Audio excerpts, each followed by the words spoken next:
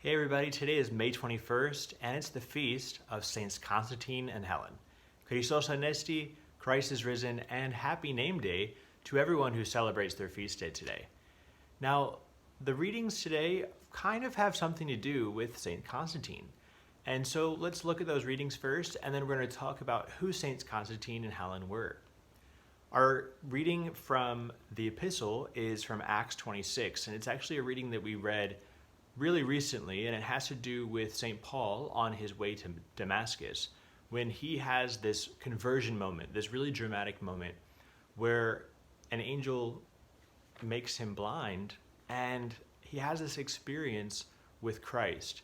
And he has this conversion right there in that moment where he went from persecuting Christ and his followers, the Christians, to becoming a fervent advocate and one of the biggest missionaries to travel around the Mediterranean. And then the Gospel according to John, chapter 10, 1 through 9. And this is the reading of Christ as the Good Shepherd. And he's saying, I am the Good Shepherd. I lay down my life for the sheep. I am the door. All of these things. And the apostles they don't understand what he's saying.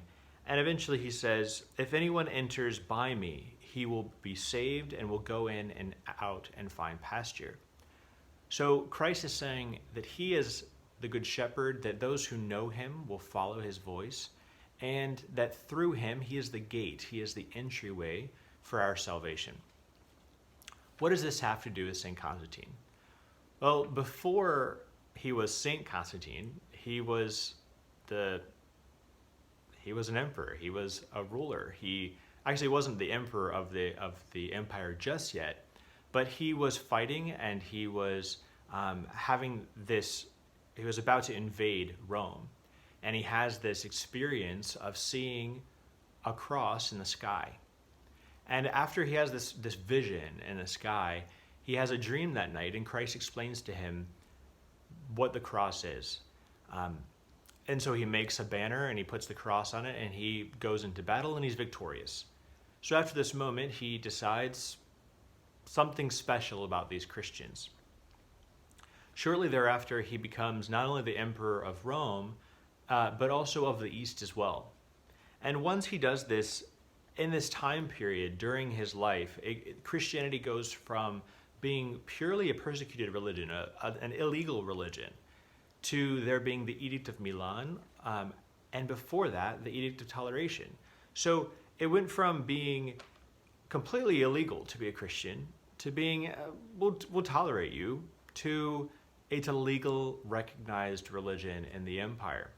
And this is a really dramatic thing. I think as Christians today, we don't completely appreciate the dramatic change that Christians in this time period experienced, and especially in this time period after and during Constantine.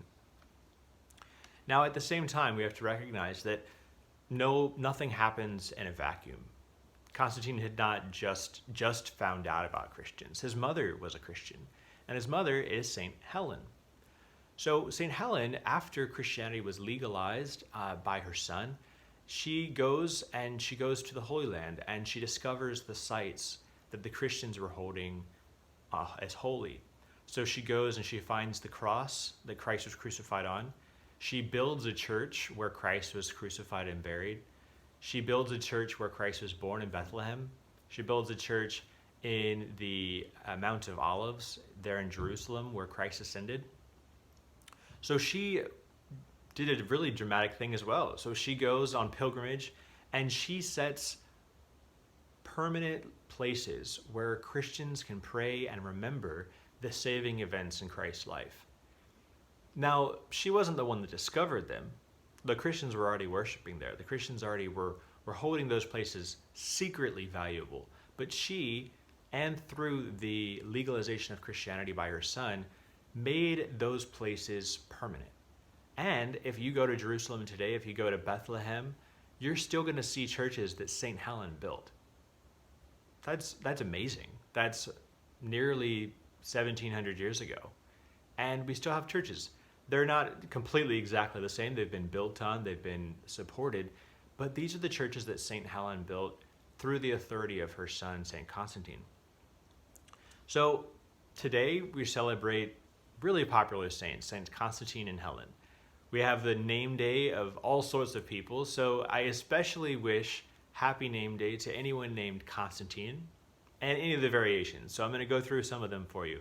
We have Constantine, we have Costa, we have Dean, Dino, Gus, that's a nickname as well.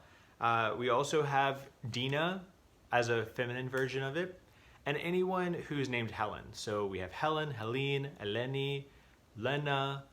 There's a whole bunch of different variations. So we all know someone who's celebrating their name day today. So if you are celebrating your name day or someone in your family is, many years to you, Hroni Pola, and I wish all of you a blessed feast of Saints Constantine and Helen, saints who made our church more accessible to everyone else by making it legal and then preserving the sites of the Lord's life and his death and resurrection.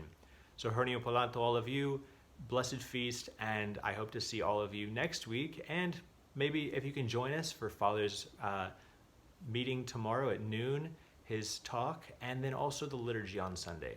So I hope to see you all soon. Amen.